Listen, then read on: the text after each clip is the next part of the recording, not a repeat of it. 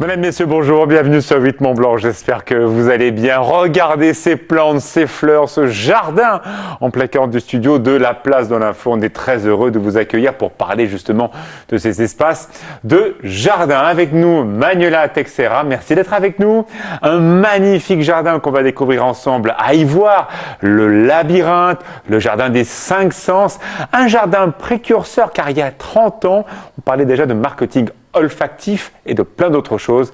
Merci d'être avec nous.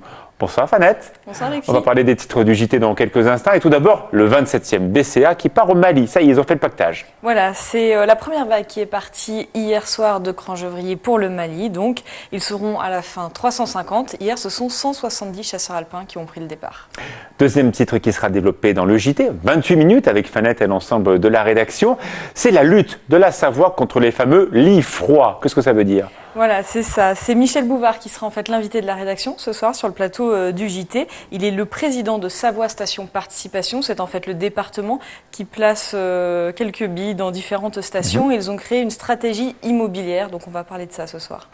Vous avez le nez creux, Fanette, hein, parce que lundi, en conférence de rédaction, idée, un sujet autour de la Poste. Et bing, l'info est tombée lundi. L'info, c'est que la Poste a été épinglée par la Chambre régionale des comptes et la Cour des comptes. Et donc, il y a tout un sujet, une série sur cette thématique cette semaine.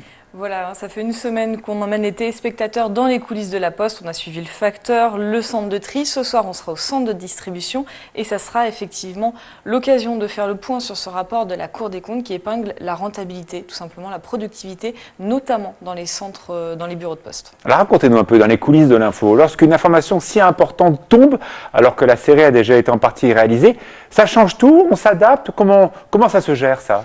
Alors on s'adapte, c'est en l'occurrence Olivier Boisson donc, qui est journaliste chez nous qui s'est adapté. Donc il y aura le reportage sur les coulisses du bureau de poste, on va commencer à parler de cette thématique. Et puis à côté, elle nous proposera un autre reportage pour rentrer vraiment dans le fond de ce rapport de la Cour des comptes. C'est ce que permet une série. Ne manquez pas tout ça, c'est dans 27 minutes dans le JT. Tout de suite les jardins, place de l'info.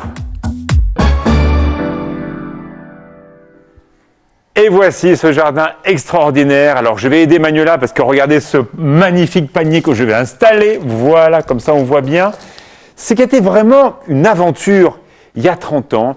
Le marketing d'essence. D'ailleurs, on sait, Savant Mont-Blanc, qui a eu la très bonne idée de vous faire venir aujourd'hui, est en plein dans ce marketing d'expérience, marketing émotionnel. On vient aussi en Savant Mont-Blanc pour avoir des sensations. Et il y a 30 ans, ceux qui ont fait ce jardin avaient déjà cette idée-là, à Ivoire. Oui, ils avaient l'idée des 5 sens, mais alors pour l'aspect marketing, je crois qu'ils en étaient très très loin. Alors, on ne parlait pas trop de marketing il y a 30 ans. Hein. Non, et je ne suis pas sûre qu'ils avaient imaginé tout le travail et l'investissement que leur idée de faire un jardin allait demander. Ce jardin, il était pour qui ? Il était pour tous les amoureux des jardins, tous ceux qui étaient curieux de nature, je dirais. Quand on voit toutes ces plantes, évidemment, c'est un tout petit échantillon de ce qu'on peut retrouver chez vous. L'idée, c'est quoi ? C'est de toucher, c'est de sentir, c'est d'humer, pas de manger ? Ah, alors justement, c'est de toucher, de sentir. Et d'ailleurs, pour sentir, on aura besoin de nos mains. Ouais. C'est effectivement d'explorer des goûts assez étonnants. On a le droit de manger ? Alors voilà, on ne mange cool. pas. Tout est question de parcimonie aussi. Ah oui. On a une expérience gustative, c'est-à-dire qu'accompagné, on va pouvoir goûter des choses totalement étonnantes et c'est loin de manger. On va voir des images de ce magnifique jardin qui est situé donc à Ivoire. Bon, c'est vrai, quand on voit des plantes, on aura un grand chef demain sur ce plateau, Jean Soulpis, qui cuisine ces plantes, notamment de montagne. On se souvient tous de l'histoire romaine qui fait qu'avec la ciguë, eh bien, des empereurs sont morts. Donc, on hésite parfois à goûter ces plantes. Oui, il vaut mieux être au courant. D'ailleurs, même sur le plan des plantes médicinales qui sont de retour depuis quelque temps, On a vraiment besoin de connaître les plantes. Voilà de magnifiques images d'ivoire. Qu'est-ce qu'on Et voit? oui. On voit le château là. On voit le château, le point de départ de ce jardin, puisqu'il y a bien longtemps, il y a même très longtemps, au Moyen-Âge, le jardin des Cinq Sens, le terrain était directement rattaché au château. Un véritable bijou de Savoie-Mont-Blanc en plein cœur du Chablais. Dans ce site, il y a un labyrinthe dans lequel on peut se perdre. C'est un véritable, voilà, on les voit bien. Hein. Là, c'est une immersion dans un univers médiéval. Tout à fait. Le jardin s'est inspiré des jardins médiévaux et de la symbolique des labyrinthes du Moyen-Âge. Ça veut dire quoi un labyrinthe? Alors, il y a plusieurs sortes de labyrinthes. Il y a le labyrinthe unicursal, celui où on a un seul chemin, on tourne en rond, en spirale en réalité, pour arriver avec patience à l'arrivée, à la fin. Et puis, il y a les labyrinthes où on enferme un peu les monstres, comme le Minotaure, ceux qui nous sont venus de l'Antiquité. Les fameux fils d'Ariane pour se repérer. Voilà, c'est vraiment des lieux très compliqués. Et il y a les labyrinthes où on est libre de choisir son chemin. Et c'est un petit peu une symbolique de la vie. C'est sur ce genre de thématique qu'a été conçu le jardin des Cinq Sens. Mais peut-être justement dans votre jardin, il faut s'y perdre, pas trouver la sortie. Il faut accepter de se perdre. Et tout à fait. Et il n'y a pas de sortie finalement. C'est un cheminement avec des étapes ponctuées par plusieurs jardins thématiques. Donc évidemment, on a un jardin pour chaque sens. Et surtout, on les voit. Hein, donc regardez ces plantes, quelques-unes des plantes que l'on trouve à Ivoire dans ce jardin d'essence. Expliquez-moi, est-ce qu'on voit les fleurs violettes devant, par exemple? Alors oui, alors là, on va avoir un phlox nain. Là, pour le coup, on a vraiment le plaisir des yeux. C'est une explosion de fleurs étoilées. On va avoir à côté ce qu'on appelle l'oreille d'ours dans son nom vernaculaire. Alors il y a toujours la possibilité de connaître le nom latin.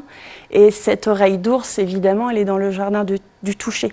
C'est la star des enfants, tout comme d'ailleurs la plante qui est encore une fois à côté, la plante qui sent le chewing-gum. Oh, génial! Alors, si vous voulez découvrir ce territoire du Chablais, vous habitez peut-être à la Maurienne, Chambéry ou pourquoi pas Albertville, c'est pas loin, hein, à peu près en 1 heure, vous allez pouvoir découvrir Ivoire. Et on a une petite idée de séjour avec Savoie-Mont-Blanc pour 154 € par personne, l'un de ces week-ends qui arrivent. Alors, vous allez passer 2 jours à Ivoire, dormir dans un hôtel 3 étoiles, donc vous serez plutôt bien logé. Et voilà ce qu'on vous propose. Par exemple, la visite du jardin des Cinq Sens, une croisière sur le lac Léman à destination de la Suisse, donc Nyon, vous traversez donc le lac, la visite du musée du Léman, une croisière à bord de l'Aquarelle, qui est un bateau solaire, et une visite de l'exposition du domaine de Rovoré-la-Châtaignière, qui est magnifique, qui existe juste à côté de vous, hein, à l'entrée d'Autonon. Eh bien, tout ça, c'est pour 154 € par personne. À quoi ça sert de partir loin? À quoi ça sert de prendre l'avion? Restez ici en Savoie-Mont-Blanc. Vous avez l'occasion de voir beaucoup de choses et surtout de vous évader parce que ces plantes que l'on voit là, on les retrouve dans le monde entier. Et justement, visiter un jardin, c'est voyager. Tout à fait. On peut voyager en allant juste à côté de chez soi. On a un voyage en découvrant des plantes d'ailleurs. Des goûts d'ailleurs, si on va dans un restaurant spécialisé aussi, mais c'est aussi un voyage intérieur, se retrouver avec soi-même, se retrouver face au monde, donc c'est pas forcément nécessaire de prendre l'avion pour voyager. Nous allons rester en Savoie-Mont-Blanc, mais accueillir Thierry Paul, afin de savoir quand même s'il fait un temps correct ce week-end de Pentecôte. Il arrive juste après la pub.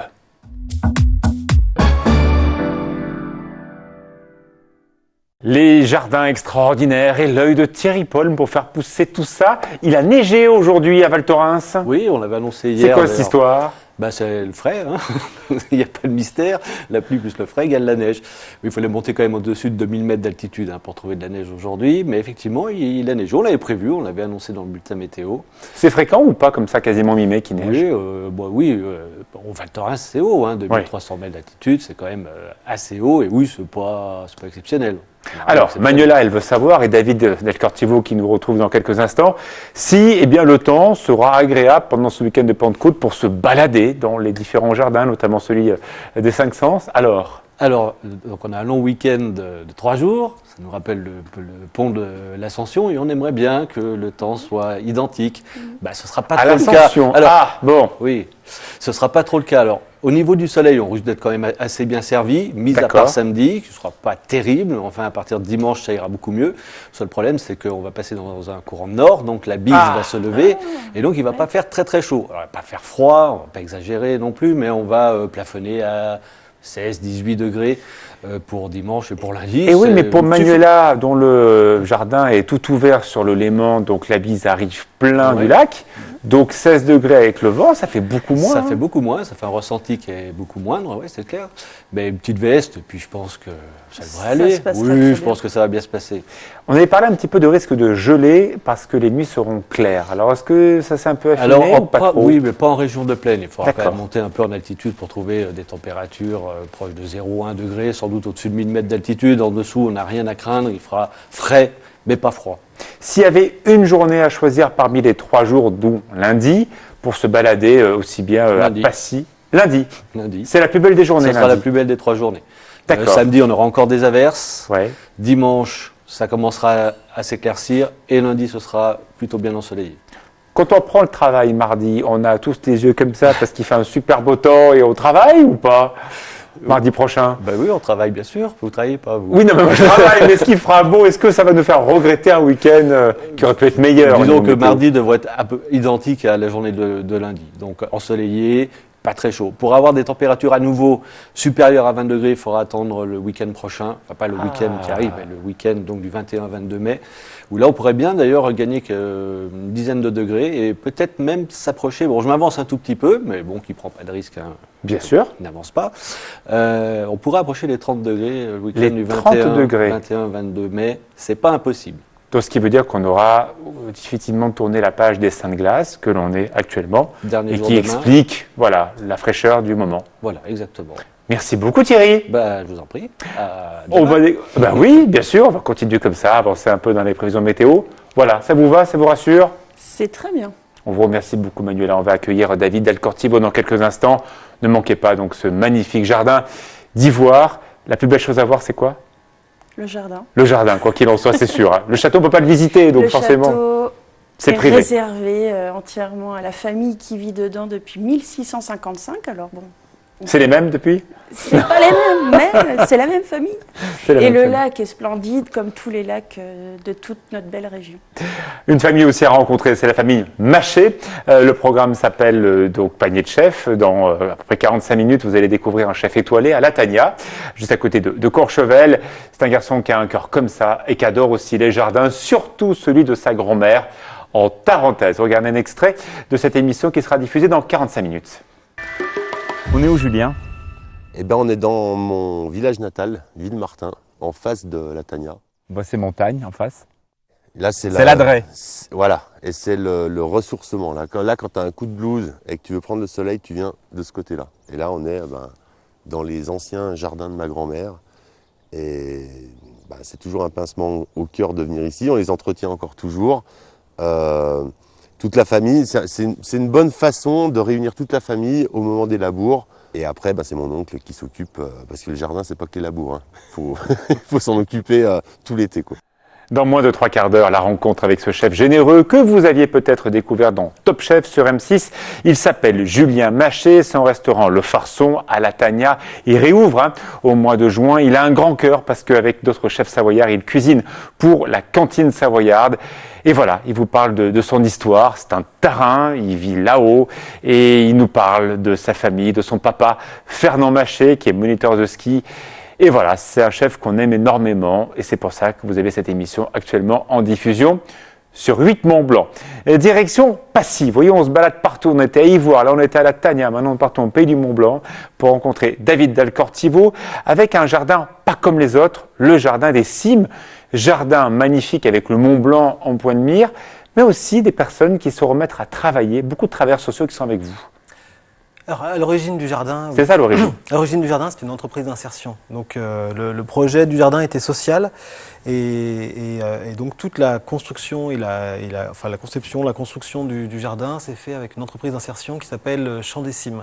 Alors maintenant, depuis 2-3 ans, Maintenant, ça s'est professionnalisé, entre guillemets. c'est une association Voilà. qui a repris.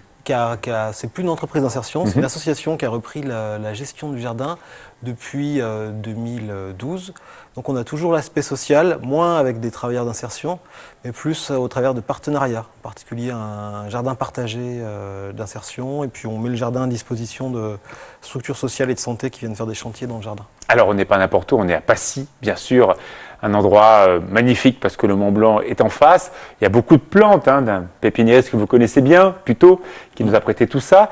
Est-ce que vous aimez mélanger des plantes endogènes et exogènes entre elles? En clair, est-ce qu'il y a la place pour des espèces qui ne pousseraient pas normalement à Passy? Alors oui, la première chose qu'on dit aux visiteurs, c'est que le jardin des Cimes, c'est pas un jardin botanique, dans le sens où on n'a pas une approche scientifique ou naturaliste de la flore de montagne. C'est pas du tout ça. C'est pas un jardin figé. Voilà, en fait, nous, l'aspect montagne, il est plus dans le scénario de visite. En fait, le jardin des Cimes, on a un scénario de visite, c'est un circuit. Et donc, on utilise la montagne plutôt comme fil conducteur. C'est-à-dire qu'on part du bas d'une vallée jusqu'à un glacier, au sommet d'une montagne, et on redescend dans une vallée. Mais c'est juste un scénario. C'est-à-dire que tout le reste, on est plutôt dans une scénographie artistique. Et c'est plus un prétexte à des créations de jardin, mais sans contrainte aucune. Donc, on a des plantes de montagne, mais on a des plantes exogènes aussi. Enfin, on a toutes... voilà. La question qu'on peut se poser, si vous connaissez Passy, on est en altitude, à plus de 1000 mètres. Oui. Forcément, on repart de zéro. Chaque fois que la neige fond, on refait tout. Oui, c'est un peu ça le souci. Enfin, le souci. On rattaque les jardins fin mars, début avril, donc dès qu'il n'y a plus de neige. Et malheureusement, on ne pourra pas ouvrir pour la Pentecôte parce qu'on est à 1000 mètres et que les contraintes climatiques font qu'on ne peut pas ouvrir au moment des seins de glace. Donc on ouvre plus tard, fin mai, début juin. Cette année, on ouvre le 28 mai. Thierry Pomme nous disait à l'instant, c'est vrai, quelques gelées tardives, la neige qui s'est invitée sur le mois d'avril, alors que l'hiver a été très doux. Ça vous perturbe dans votre exploitation? On fait en sorte, là pour l'instant, toutes les plantes fragiles, les plantes annuelles ou les plantes un peu plus exotiques, enfin non rustiques, donc on les reçoit à partir de juste 15 jours, 10 jours avant l'ouverture. D'accord. Donc la semaine prochaine. Mais très clairement, pendant l'hiver, il y a la neige, on est en altitude. Oui. Il n'y a plus rien ou il y a quand même certaines plantes qui tiennent? On a une partie de nos trames végétales qui sont des vivaces rustiques, donc qui restent. Là, qui sont habitués à la montagne. Voilà, qui sont habitués, donc ça fait, je ne sais pas, moi, ça doit faire peut-être un quart de notre trame végétale qui reste. Après, tout le reste, c'est des annuels, donc on recommence tout. Donc le trois quarts du jardin, vous refaites tout de A à Z. Et il y a Quel travail! Et il y a une partie de vivaces non rustiques qu'on déterre et qu'on va mettre sous serre. On est en partenariat avec la ferme de Chauzel, voilà, qui abrite une partie de nos plantations. Et après, on refait tout. On a 2 mois pour tout refaire. Quel bel endroit et surtout quel microclimat. On est en plein sud-ouest. Donc on a le soleil toute la journée. Ça cogne parfois parce qu'effectivement il y a cette grande barrière des aigus de Varins qui est juste derrière vous, des aires de Platée juste au-dessus. Voilà, ça chauffe l'été. Oui. Autant on attaque un petit peu tard parce qu'on est quand même à 1000 mètres. Après, ça explose. Enfin, après, on est plein sud, ça chauffe, il peut faire vite très chaud, donc même les plantes exotiques se trouvent très bien là-haut sur la période d'ouverture. Mais et puis on a le soleil, comme vous dites, du début à la fin, donc on a une bonne exposition, heureusement, pour contrecarrer un peu les 1000 mètres d'altitude. Comment la faune et la flore découvrent ces plantes qui parfois viennent de très loin? Comment les abeilles, les fourmis, les araignées, les renards qui viennent se balader, j'imagine, de temps en temps dans le jardin, rencontrent ces espèces qu'elles n'ont peut-être pas l'habitude de voir? Alors pour les abeilles, c'est intéressant parce que la flore locale, la flore naturelle, l'expansion de la floraison, c'est plutôt juin, mai, juin, début juillet. Voilà, comme nous on joue avec d'autres espèces, et ben on a une floraison qui est un peu plus retardée. Donc on a une floraison qui est juillet, août, septembre, parce qu'on ferme le jardin début octobre. Donc pour les abeilles, et ben ça fait un complément de nectar qui est intéressant. Une petite idée de balade touristique. Vous montez à Passy, vous allez vous balader, pourquoi pas pique-niquer à proximité du lac Vert, qui est un spot magnifique. Et après la redescente vers 16h, vous allez voir le jardin. Et là, on est plein soleil. On a la visite du jardin en plein soleil, donc c'est une balade qui dure une petite heure. Ouais. On a aussi le café du jardin. On a un restaurant. Sympa, je connais pas. On a un restaurant depuis le début D'accord. qu'on va faire On évoluer. peut se restaurer aussi à l'intérieur du jardin. Voilà, D'accord. on a un restaurant avec des produits frais, plutôt locaux, plutôt bio aussi. Et dont une À partie quelle de la heure vous préférez production. votre jardin? Aux premières lueurs de la journée ou plutôt en fin de journée? Oh, plutôt au début, oui, plutôt le matin. Le matin. Et ben Ouais, voilà, la c'est lumière votre, est plus, c'est plus votre sympa, quoi. petit coup de cœur comme ça pour aller voir ce jardin des cimes à Passy. Merci beaucoup, David. Je vous en prie. Parler Merci à avec vous. passion de cet endroit que moi j'aime énormément parce que c'est super beau et surtout il y a le Mont Blanc qui comme ça est en plein cœur de ce jardin. On retrouve tout de suite Thierry Paul pour la météo et après bien sûr le JT. Moi je vous retrouve pour Panier de Chef dans à peu près une demi-heure. À tout de suite.